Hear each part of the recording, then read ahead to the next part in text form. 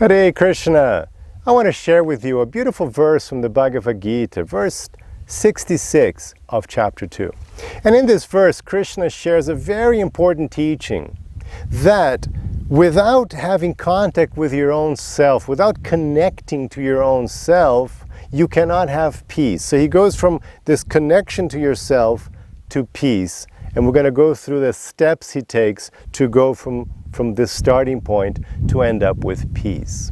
The idea is not just from spiritual textbooks like the Bhagavad-gita, but just from psychology, from good sense. I mean, it's kind of obvious once you start practicing it yourself, that if you don't first develop a connection with your own self, if you don't first get to know yourself, not just one time, not just go up at top of a mountain and maybe get to know yourself, but really develop this ability to be always connected with yourself in self-observation, knowing who you are, experiencing, being mindful of your thoughts, of your emotions, just really taking the time to be connected with your inner self, with who you really are.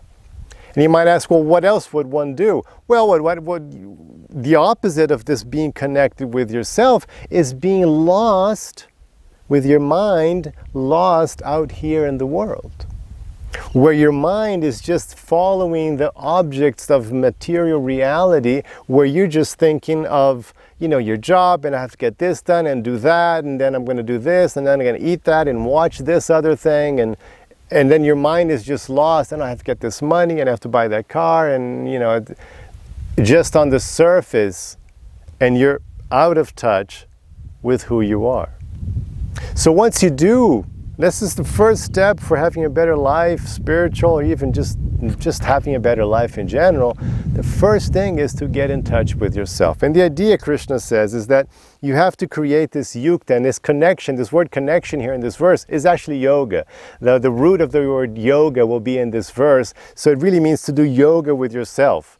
Connect yourself, this connection means yoga. So of course, connect with yourself, and then on a higher level, yeah, sure, connect with God. Krishna will get to that later in the Bhagavad-gita, but here it's only chapter 2, so he's first talking about yoga with yourself. First you have to get to know yourself, be in touch with yourself, and then only can you connect to the divine. It's very interesting in the Bhagavad-gita that devotion, bhakti starts with this connection with yourself first. Because if you don't know who you are, if you're not in touch with your true self, then who is going to be in touch with God? It's going to be some artificial, mundane, or superficial version of yourself. That's not going to do the trick. It's going to be materialistic religion.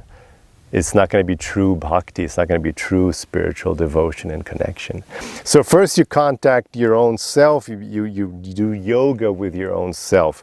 And the idea is this is the steps he takes. He says, first, if you don't have connection with your own self, you won't have clarity of mind. Your mind won't be clear. And this is absolutely true. And again, that's why in psychology today, pretty much everyone will tell you the first step, whatever your problem is, whatever you're trying to do, if it's just, having more happiness at work or actually dealing with serious emotional issues, whatever it is, the first step is mindfulness, getting to know yourself, self-observation. First you have to do this to start fixing what's inside. I mean, if you're not looking, then how can you fix it, right? So if you're not aware of it, you can't fix it. So first you have to go inside. So without that, you don't have clarity of mind, because you don't really know what's going on. You're confused. Your mind is out here in matter, in material nature, and it's just focused on the transitory, ephemeral reality that's just changing all the time, and I gotta do this and this emergency and that, and go to the job and come back and house and clean this and buy that, and it is just out here. And then nothing happens. You just get anxious because you're not really doing anything connected with your own self. So first, he says, without this connection, you don't have clarity of mind. And without this clarity of mind, second step, you don't get good intelligence. There's going to be a word here, buddhi. You're going to listen to it. I'm going to read the Sanskrit to you. Buddhi means intelligence. Without this clarity of mind, there won't be this intelligence to properly process reality, understand reality correctly, because that's what's going on. That's why yoga is so important. The Bhagavad-gita is so important, because the idea is you attain clarity of mind so you can understand reality, and then you can process it properly with good intelligence. Your intelligence can function with good data. If you don't get the good data, no amount of intelligence is going to help you. So first you get the data correctly with a clear mind, and then buddhi, intelligence, works correctly. Then, next step, he says, without this process of connection and clarity of mind, where is the focus? You won't have focus. Your mind is going to be everywhere. Maybe you've experienced that. I think we all have, right? Your mind is just everywhere at the same time. And you've experienced how that's not so good, right? It doesn't really work. Your mind everywhere, you can't get things done. It's not productive. It's not deep. It's just not the best of you. And your mind is just all over the place. So then he says, without this connection, you don't have focus. And then he says, without focus, there cannot be peace.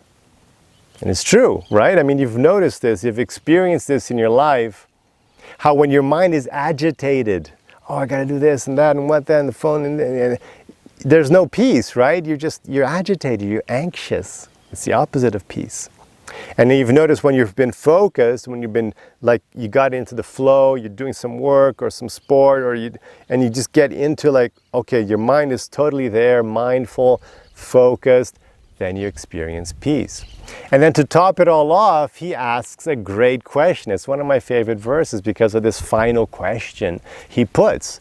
He says then very clearly, without peace, how can there be happiness? Right? How can there be happiness without peace? I mean, everybody wants to be happy, but there is a process to get to that happiness. And the step before that, Krishna says, is peace. You have to have peace. And it started out with connecting with your own self. It's very good, isn't it? So let me read you the Sanskrit. It's very beautiful. You can hear the sound of it. Let's read it now. Nāsti buddhir ayuktasya, cāyuktasya bhāvanā, cābhāvayataḥ śāntir, aśāntasya kutaḥ sukham. Let me repeat that.